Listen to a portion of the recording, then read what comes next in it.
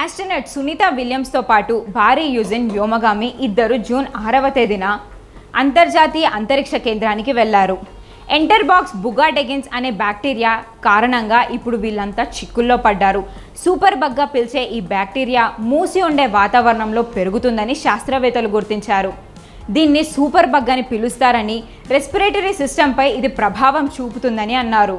ఈ space bug astronauts ద్వారానే భూమి నుండి స్పేస్ స్టేషన్కి చేరుకుందని శాస్త్రవేత్తలు తెలిపారు. అక్కడ పనిచేసే ఆస్ట్రోనట్స్ ప్రత్యేక పరిస్థితుల్లో పనిచేస్తూ ఉంటారని చెప్పారు.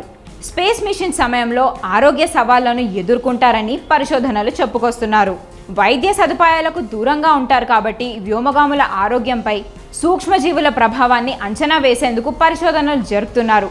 కాలిఫోర్నియాలోని పసాదెనా కేంద్రంగా పనిచేస్తున్న నాసా జెట్ ప్రొపల్షన్ ల్యాబొరేటరీస్కి చెందిన డాక్టర్ కస్తూరి వెంకటేశ్వరన్ సారథ్యంలో ఈ పరిశోధనలు జరుగుతున్నాయి.